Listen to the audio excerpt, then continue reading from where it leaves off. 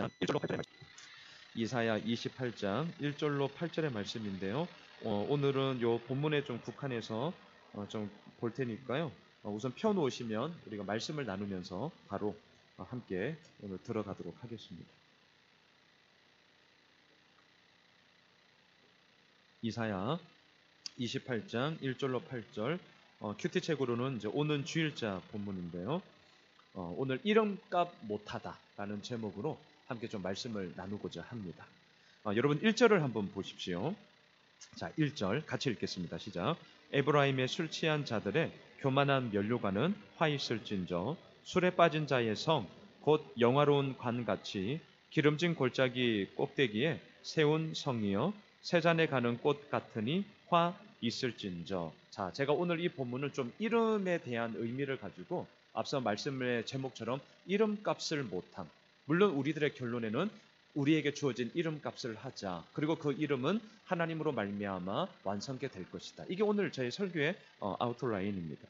자, 1절을 보세요. 에브라임이라는 이름이 나옵니다. 자, 에브라임은요, 북이스라엘의 10개 지파로 형성되어져 있는데요. 그 10개 지파 가운데서도 가장 실세였고 세상 말로 가장 끝발이 있는 지파가 에브라임이었습니다. 그래서 우리가 지금 이사야 말씀을 읽는데 종종 북이스라엘이라고 칭하지 않고요, 에브라임이요 이렇게 얘기할 때가 상당히 많습니다. 이사야에서 에브라임 이렇게 일컬어질 때는 북이스라엘을 향한 말씀이구나 이렇게 생각을 하시면 되죠. 자, 에브라임 뜻이 무엇입니까? 풍성하다, 2배의 열매를 맺다라는 뜻입니다. 그런데 이 이름의 뜻과는 달리 오늘 본문에 보시면 이들의 실상은 어떠하냐? 자, 1절을 다시 한번 보시면요. 에브라임의 술 취한 자들의 교만한 면류관은 화 있을진저. 풍성함은 사라져 버렸고요. 2배로 열매를 맺기는커녕 술에 취해 있습니다. 흥청망청 살아갑니다. 부어라 마셔라. 그냥 단지 자기네 욕망과 욕구대로 그저 살아가는 삶을 살아가고 있습니다. 또한 한술 더 뜹니다. 교만한 면류관을 쓰고 있습니다. 우리는 알고 있습니다. 지금 이 북이스라엘이 결코 이렇게 흥청망청 살아갈 때가 아니고요. 교만한 면류관을 쓰면서 자기 잘난 맛에 살아갈 때가 아닙니다. 머지않아 BC 722년 우리는 알고 있습니다. 아수르에 의해서 곧 패망할 때가 머지 않았습니다. 그럼에도 불구하고요, 지금 한 치 앞도 내다보지 못하고 당장의 쾌락과 기쁨을 또한 안위만을 누리면서 교만의 면류관을 쓰고 있습니다. 이들이 누구냐고요? 에브라임입니다. 이들이 누구냐고요?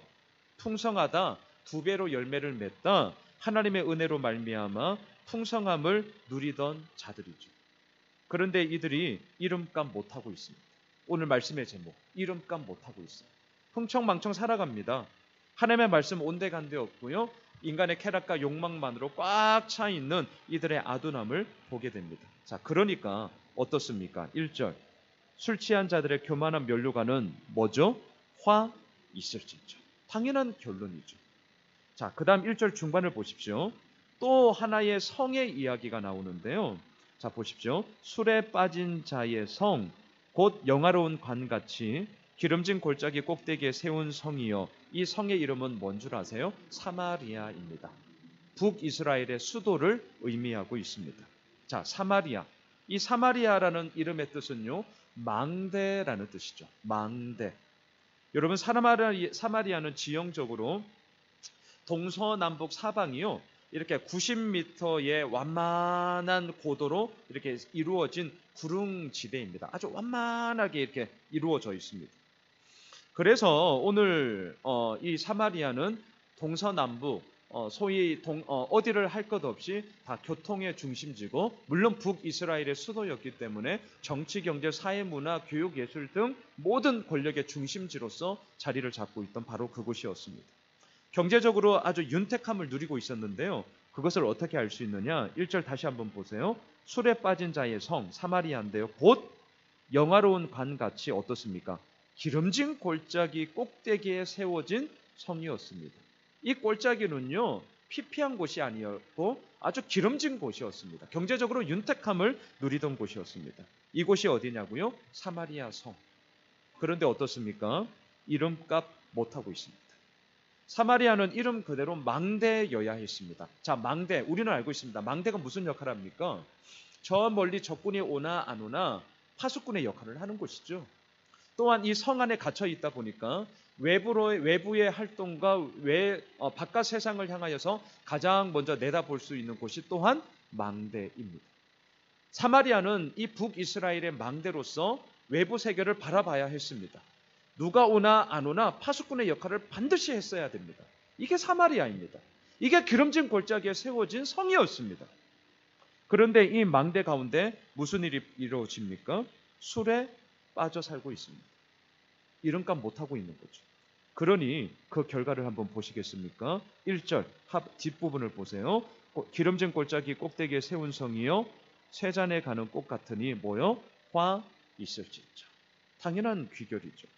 자, 이처럼 오늘 28장 1절에서 두 번이나 화 있을진저 화 있을진저 하나님의 진노가 쏟아지고 있습니다. 자, 그렇다면 이 하나님의 진노가 어떻게 구체적으로 쏟아지는지를 한번 보십시오. 2절로 가시죠. 2절 같이 읽습니다. 시작. 보라, 주께 있는 강하고 힘 있는 자가 쏟아지는 우박같이 파괴하는 강풍같이 큰 물이 넘침같이 손으로 그 면류관을 땅에 던지리니. 자, 보라. 제가 몇 번이나 이 구절은 말씀을 드렸습니다. 그냥 흘려가지 말라는 거죠. 힘내. 너의 온 힘과 온 마음과 온 생각을 집중하여서 이렇게 이루어지는 사건에 대해서 어떠한 하나님의 메시지가 있는지를 보라, 깨달아라, 이런 뜻입니다. 자, 주께 있는 강하고 힘 있는 자 누구냐? 아수르를 얘기합니다. 좀 펜이 있으시면 적으시면 좋겠어요. 강하고 힘 있는 자는 아수르였습니다. 그런데요, 이사야 선지자가 그럼에도 불구하고 강조하는 게 있습니다. 잘 보시면 강하고 힘 있는 자를 소유하고 있는 주어가 어디에 있습니까? 주께. 이게 참 중요한 거예요. 분명 아수르는 힘이 있습니다. 분명 아수르는 강합니다. 그리고 북이스라엘을 이제 머지않아 패망시킬 것입니다. 신흥 강대국으로서 이 고대 근동에 이 아주 떵떵거리는 힘있고 강한 나라가 분명합니다. 그런데 이사야는 분명하게 얘기합니다. 그 아수르마저 하나님의 도구로 잠깐 쓰임 받는 것이지 그들의 힘, 그들의 스스로의 그런 능력을 가지고 강한 자가 아니다. 그게 뭐냐고요? 주께. 우리도 마찬가지죠. 이사야 말씀을 이렇게 한 절 한 절 뜯어보면서 있는 그대로 우리의 삶을 한번 적용해 보면 좋겠습니다. 세상은 오늘도 말합니다. 힘있고 강한 자 자신의 그 무엇으로 이루어졌다고 오늘날도 떵떵거리죠. 그리함으로 말미암아 교만한 면류관을 여전히 쓰고 있는 것 아니겠습니까? 하지만 예수쟁이는 뭐예요?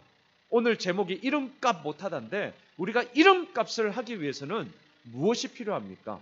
나의 그 모든 삶의 주어는 주께 있다. 이것이죠. 주께 있는. 그로 말미암아 오늘 우리는 하나님을 예배하며 그로 말미암아 오늘 우리는 그 하나님의 은혜 가운데 오늘도 서게 되는 것이죠. 자, 보세요. 아수르가 공격을 하는데 무섭습니다. 비유를 세 가지 듭니다. 2절을 보십시오. 쏟아지는 우박같이. 여러분 이런 구절을 읽으시면서 생각나는 거 없으세요? 저는 그 출애굽기 10가지 재앙, 그 가운데 7번째 이 우박 재앙. 나만 하는 게 없죠. 나만 하는 게 없습니다. 또한 보십시오. 파괴하는 광풍같이. 구약에서는 저는 욥기가 생각났습니다. 욥기. 광풍이 몰아침으로 말미암아 자녀들이 흔적도 없이 다 사라져버리는 그런 죽음의 길을 맞게 되는. 또한 신약으로 가면 어떻습니까? 제자들과 함께 건너갈 때 광풍이 부는 듯한 그런 이미지들을 우리가 가지게 되는 거죠. 또한 큰 물이 넘침같이. 뭐가 생각나셔요? 오늘 본문에서도 그런 얘기를 하지만 큐티 본문에서도 노아 홍수를 통하여서 땅의 근간이 사라지고 위에서는 하늘문이 열림으로 말미암아 쏟아져 내리는 그런 하나님의 진노가 지금 2절에서 꽉 차 있죠. 그래서 2절 말미를 보십시오. 손으로 그 면류관을 땅에 던져버립니다. 지금 면류관이 어디에 있습니까? 머리 꼭대기에. 그런데 이제 이 머리 꼭대기에 있던 면류관이 어디로 갑니까? 땅바닥으로. 위에서부터 아래로 완전히 내동댕이 쳐지게 되죠. 이유가 뭐냐고요?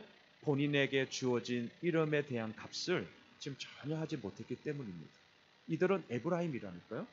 하나님으로 말미암아 창상한 자고 풍요함을 누리는 자지 자신의 힘으로 창상함과 부요함을 누리던 자가 절대 아닙니다. 이들이 누구냐고요? 사마리아입니다. 망대, 멀리 내다봐야 합니다. 또한 그것 가운데서 하나님이 이루시는 일이 뭔지를 이들은 관제탑을 통하여서 깨달아야 합니다. 하지만 전혀 그리하지 못함으로 말미암아 오늘 2절에서 아수르로 말미암아 쏟아지는 우박, 파괴하는 강풍, 큰 물이 넘침같이 그들의 머리에 쓰고 있던 면류관이 이제는 땅바닥에 내동댕이 쳐져 박살나고 있는 그런 패망의 이야기를 보게 됩니다. 이뿐만이 아니에요. 3절도 다시 한번 그 얘기를 하는데요. 읽겠습니다. 에브라임의 술 취한 자들의 교만한 면류관이 발에 밟힐 것이다. 4절 계속요. 그 기름진 골짜기 꼭대기에 있는 그의 영화가 세잔에 가는 꽃이 여름 전에 처음 익은 무화과와 같으리니 보는 자가 그것을 보고 얼른 따서 먹으리로다. 뭐 그림이 딱 그려지죠. 아직 익지도 않았습니다. 여름을 지나 가을이 되면 한여름의 그 태양빛에 이 과실이 더욱더 당도가 높아지는 것 아니겠습니까? 무화과는 가을에 그렇게 따 먹게 되는 거죠. 하지만 오늘 4절에 보면요. 아직 처음 익은 무화과를 제가 우리 작년이었나요? 마가복음 할 때 벳바게 기억나세요? 벳바게. 바게가 처음 익은 무화과의 이름이에요. 그래서 우리 한글 성경에 보면 벳바게, 베다니 이게 다 무화과의 동네 이런 뜻이거든요. 자, 그것처럼 바게 처음 익은 이 무화과는요. 맛 없습니다.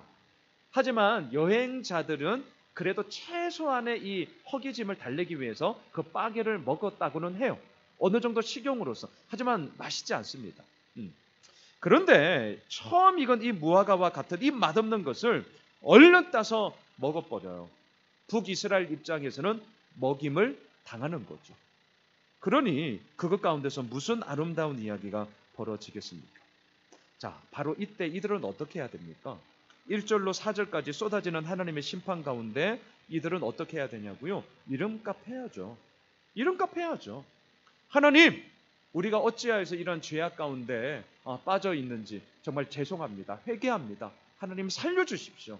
술 취한 자들의 비틀거림이 아니라 다시 한번 그 모든 죄악에 대한 회개와 함께 엎드리는 거죠. 기도하는 거죠. 하나님의 은혜를 간구하는 거죠. 그런데요, 이들은 어떻게 되느냐? 자, 그들의 모든 근본적인 문제는 결국은 하나님 앞에 서 있지 못함이었는데, 그래서 5절과 이제 6절을 볼 텐데요. 이사야가 이렇게 외칩니다. 온전케 하시는 이는 하나님 한 분밖에 없다. 이 얘기를 5절과 6절에서 하는데요. 먼저 5절을 보시죠. 같이 읽겠습니다. 그날에 만군의 여호와께서 자기 백성의 남은 자에게 영화로운 면류관이 되시며 아름다운 화관이 되실 것이다. 그날이 언제입니까? 1절부터 4절까지 이루어지는 북이스라엘을 향한 하나님의 심판의 날. 그날은 언제입니까? 자기 힘으로 자기가 뭔가 좀 거들먹거리면서 되었다고 해서 흥청망청 부어라 마셔라 살아가고 있던 그날이죠. 그날은 언제입니까? 하나님은 온데간데 없고요. 자신의 그냥 지극히 욕망과 탐욕에 따라서 그냥 살아가는 그런 날이죠. 근데 그날에 만군의 여호와께서 무엇을 하십니까? 자기 백성의 남은 자에게. 자, 여기서는 두 가지를 얘기할 수 있어요. 첫 번째는 이 북이스라엘이 심판이 이루어짐에도 불구하고 그 중에 이 남은 자, 다시 말하면 그 중에서도 여전히 하나님을 신실하게 믿고 있는 자들, 이렇게 해석할 수 있고요. 또 한 가지는 북이스라엘이 있다면 뭐가 남아 있습니까? 남쪽에는 유다. 예. 그래서 여기서 말하는 남은 자는 또 한편으로는 남유다 백성들, 이렇게도 해석할 수 있습니다. 두 가지 다 해석할 수 있어요. 북이스라엘의 신실하게 남은 자들 또는 남유다 백성들, 이렇게.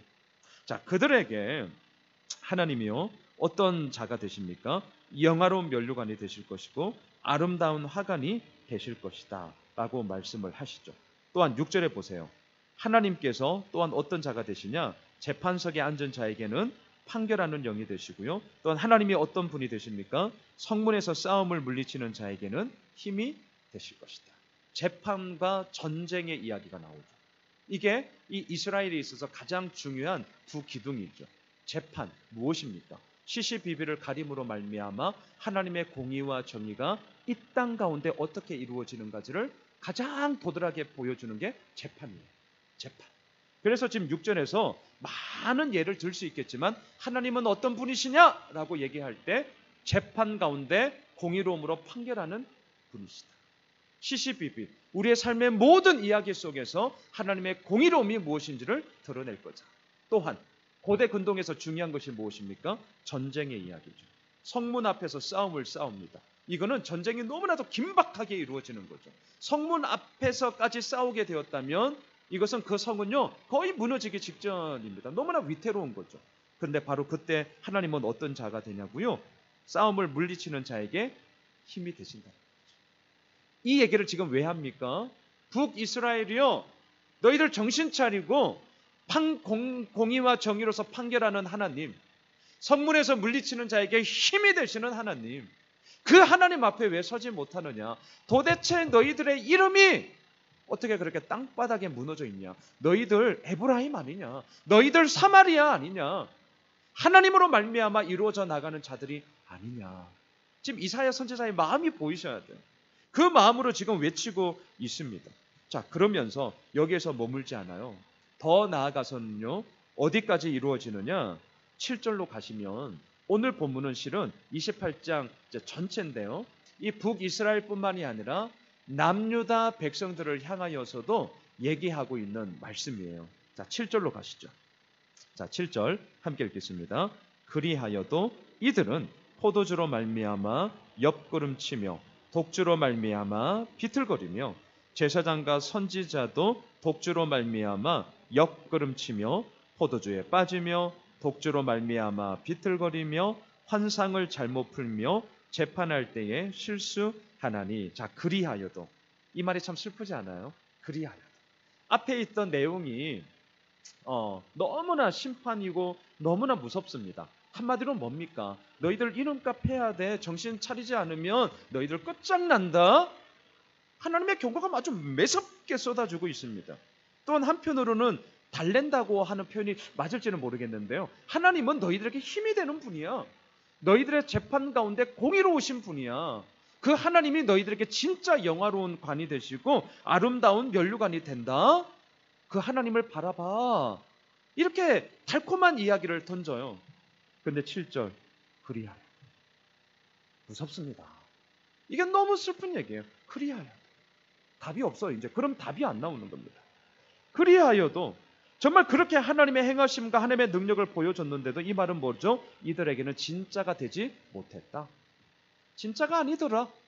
이게 그리하여도예요. 여러분 우리의 삶에 이 그리하여도 이 말 점점 사라져야 됩니다. 점점 사라져야 돼요. 하나님이 우리에게 진짜가 되셨고 또한 그 진짜가 되신 하나님으로 말미암아 오늘도 우리가 나아가는 것인데 그 진짜 되신 하나님을 잊어버리고 그리하여도 이렇게 된다면요 어떻게 되는 줄 아세요? 계속 보세요. 이들은 여기서 말하는 이들은요 남유다 백성들을 얘기합니다. 지금 시선이 7절부터는 완전히 바뀌어요. 그리고 이게 조금 헷갈리신다면 다음 주 월요일 큐티버 물론 그때 제가 말씀을 더 드리겠지만 이 28장 전체는 남유다 백성들을 향한 하나님의 경고의 사인이기 때문에 여기서 말하는 이들은 시선이 바뀌어서 남유다 백성들 이렇게 좀 적으시면 됩니다. 자, 하나님이 진짜가 되지 못하던 이 남유다 백성들이 어떻게 사냐고요? 포도주로 말미암아 옆구름치고요 독주로 말미암아 비틀거립니다. 이거 누구 모습입니까? 오늘 28장 1절 북이스라엘 에브라임의 모습이죠. 똑같아요. 닮지 말아야 되는데 왜 그렇게 닮을까요? 참 무섭죠. 무서워요. 우리가 부모로서 이미 있지만 자녀들 볼 때 순간순간 어쩜 저런 걸 닮냐. 뭐 외모뿐만이 아니고 행하는 성품, 기질 뭐 어떡하겠습니까? 어릴 적부터 부모와 함께 가장 가까이에서 그렇게 자랐기 때문에 그 부모의 모습이 그대로 투영됨이 분명한 것이죠. 저도 마찬가지예요. 저런 것 좀 닮지 말지. 근데 그런 걸 닮아요. 제가 말씀을 드렸나요? 요즘 뭐 우리 애들 그렇진 않은데 제가 뒷짐 짚고 이렇게 잘 걸어가는데 우리 큰애가 아마 초등학교 저학년이 있을 거예요. 어디 같이 가는데 진짜 그놈도 뒷짐 짚고 걸어가는 거예요. 깜짝 놀랐어요. 와 누가 내 아들 안 이럴까 봐. 어쩜 이놈의 자식 뒷짐 짚고 걸어가는 거지 똑같냐. 그때 참 그게 부모와 자식인데요. 오늘 본문 똑같아요. 1절이나 7절이나 북이스라엘이나 남유다나 이건 안 닮아야 되는데 어쩜 이렇게 닮냐는 거죠. 그런데요 한술 더 떠요. 7절 중반을 보시죠. 그렇게 비틀거리는데 대표적인 한 부류의 이야기가 나옵니다. 세 번째 이름값 못하는 인간들이 나와요. 누구죠? 제사장과 선지자도. 이러면 안 되죠. 정말 이러면 안 되죠. 제사장이 누구입니까? 하나님의 사람입니다. 제사장이 누구입니까? 하나님께 그냥 단지 업으로 제사를 드리는 자입니까? 예, 그렇다고 할 수는 있겠죠. 하지만 그게 아니지 않습니까? 정말 레위 지파가 하나님의 사람으로서 부름을 받았고 그 부름을 받은 사명 속에 자신의 전 존재가 있다는 것을 고백하는 자 아니겠습니까? 오늘날로 말하면 누구입니까? 단지 목사라고요? 예, 목사일 수 있죠. 하지만 우리는 알고 있습니다. 만인 제사장으로서 예수를 믿는 자가 이미 오늘 이 본문에 나오는 제사장이 되었죠. 하나님을 믿음으로 말미암아 새로워진 자, 단지 업으로 그냥 제사를 집전하는 자, 그런 의미 말고요. 우리의 모든 삶이 어떠하든지 간에 하나님 앞에 내가 당신의 부름을 받은 자입니다라는 인식으로 살아가는 자, 그게 제사장입니다. 또한 이름값 못하는 인간이 또 나와요. 누구냐고요? 선지자입니다. 오늘 본문이 너무 슬퍼요. 선지자는 누굽니까? 하나님이 오늘 내 삶 가운데 말씀하여 주심이 진짜다라는 확신 가운데 뭘 선포합니까? 내일을 선포하는 자가 선지자예요. 어제를 살아왔습니다. 오늘을 살아갑니다. 그리고 선지자는요, 내다보며 내일을 향하여서 하나님의 이루어 가심을 담대히 선포하는 자. 그게 이사야 아닙니까? 우리가 이사야를 묵상하는, 그게 선지자 아니겠습니까?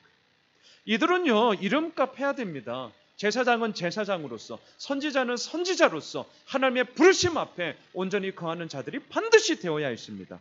그런데 그 자들이 뭐 하고 있습니까? 독주로 말미암아 옆구름치며 포도주에 빠지며 독주로 말미암아 비틀거리며. 좋아요. 여기 오케이. 아량으로 좋아. 얘들도 인간이니까 그렇다 쳐. 자, 그렇게 합시다. 근데 진짜 그러면 안 되는 게 있어요. 뒤에 말이 정말 무서운 겁니다. 보십시오. 환상을 잘못 풀며 재판할 때에 실수 안 하는. 이건 아니에요. 앞에 거 우리가 아량을 넓게 쳐서 그래 독주로 아유 얼마나 스트레스 받았으면 한잔할 수 있지. 그런데요, 아무리 그래도 환상을 잘못 푼다. 환상이 뭡니까? 하나님께서 오늘 나에게 주시는 비전입니다. 하나님의 말씀하심이 이렇다는 계시입니다. 그리고 이 환상을 통하여서 이스라엘 백성들을 이 제사장과 선지자는요, 하나님께로 가까이 끌어가야 하는 자들입니다. 아예 모르면 입국 다물는 게 낫습니다. 그런데 뭐 합니까? 잘못 풉니다. 모르면 그냥 가만히 있으면 돼요. 그러면 차라리 남들에게 해를 끼치지 않기 때문에. 물론 이것도 어리석은 모습이지만. 하지만 그냥 솔직하게 모르면 모른다. 왜 잘못 푸냐는 거죠. 아예 그냥 입국 다물고 있든지. 또한 무엇입니까? 재판을 왜 합니까? 하지 말아야지. 그런데 실수를 합니다. 재판이 뭡니까? 앞서도 말씀드렸어요. 시시비비를 가림으로 말미암아 이 땅 가운데 하나님의 공의와 정의를 나타내는 가장 기본적인 통로입니다. 그런데 어떻게 실수할 수 있냐라는 거죠. 이게 왜 이렇게 됐냐고요? 하나님께서 주신 이름값을 못함으로 말미암아 제사장도 선지자도, 다시 말할까요? 이 땅에 살아가는 모든 자들이 예외 없이 이러한 이름값 못하는 허망한 삶을 살아갈 수 있다는 것을 아주 노골적으로 이사야 선지자가 외치고 있습니다. 그 결론 8절을 보십시오. 8절 같이 읽겠습니다. 모든 상에는 토한 것, 더러운 것이 가득하고 깨끗한 곳이 없도다. 더 이상 부연 설명이 필요 없는 것이죠. 모든 테이블 위에, 테이블은 뭐 하는 것입니까? 맛있게 밥 먹는 곳입니다. 테이블은 뭐 하는 곳입니까? 둘러앉아서 자신의 이야기를 나누는 곳입니다. 카페 가면 얼마나 좋습니까? 테이블 안에서 둘러앉아서 이런저런 얘기하는 거. 그게 오늘 본문에 나오는 모든 상이에요. 그런데 이 모든 테이블 위에 뭐가 놓여져 있습니까? 토한 것, 더러운 것만이 가득합니다. 깨끗한 것은 찾아볼 수가 없습니다. 어떻게 이렇게 되었나고요? 오늘 본문의 제목, 이름값을 못했기 때문입니다. 말씀을 정리하겠습니다. 저는 오늘 이 말씀을 계속 좀 묵상을 하면서 이렇게 정리를 했습니다. 우리에게도 주어진 이름이 있다. 예수쟁이, 크리스찬, 예수를 믿는 자.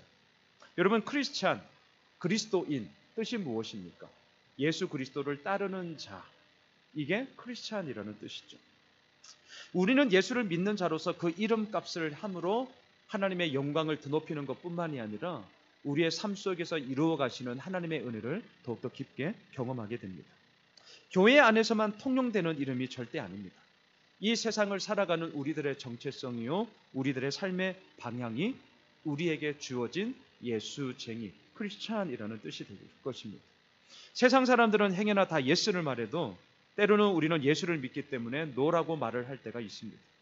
세상 사람들은 다 좋은 게 좋은 거 아니야 라고 말하며 살지 몰라도 예수를 믿고 있는 우리들은 옳은 게 좋은 거야 라고 말을 하며 살아가야 합니다.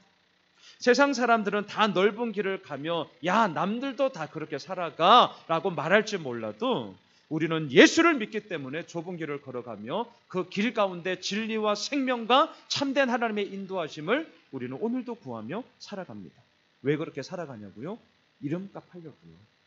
그 이름값, 예수를 따르는 자로서 우리가 오늘도 그 주님의 이름 앞에 서기 위함인 것이죠. 예수님도 그렇게 사셨습니다. 예수 이름의 뜻이 뭡니까? 예수, 구원자라는 뜻이죠. 구원자. 예수님도요, 당신에게 주어진 그 구원자라는 이름값을 하기 위하여 이 땅에 오셨고 십자가에서 자신의 모든 몸을 깨어 다 나눠주심으로 말미암아 그 이름의 참된 영광의 값을 이 땅 가운데 허락해 주셨습니다. 바라기는 오늘 이 본문 잊지 마십시오. 에브라임, 사마리아, 제사장, 선지자, 그들은 정말 하나님께서 허락해 주신 이름대로 살아가야 했던 자고요. 또한 그 속에서 주님의 이름이 이러하다는 것을 증거해야 했던 자들입니다. 하지만 그러한 자들이 무너지는 이야기는 세상 그 무엇과도 더 형편없는, 모든 테이블 위에 깨끗한 것은 하나도 없고 진짜 더럽습니다. 토한 것, 상한 것, 더러운 것이 가득 차버렸습니다. 우리 그러한 삶이 아니라 오늘도 하나님 앞에 내게 주어진 그 이름이 어떠한 것인지를 기억하며 우리가 나아갑시다. 우리가 잘나서 아닙니다. 우리 능력이 있어서 아닙니다. 정말 잊지 마십시오. 그 이름을 주신 하나님이 우리의 아버지고 우리의 왕 되시기 때문에 그 하나님이 우리를 책임지시며 이끌어 가실 것입니다. 그 하나님을 마음껏 우리가 바라보며 오늘도 또한 내일 우리에게 주어진 모든 삶 속에 모든 것들을 누리게 되어지는 저희들 모두가 되시길 주님의 이름으로 축원합니다. 우리 오늘 이 말씀을 좀 생각하면서요, 다시 한번 수많은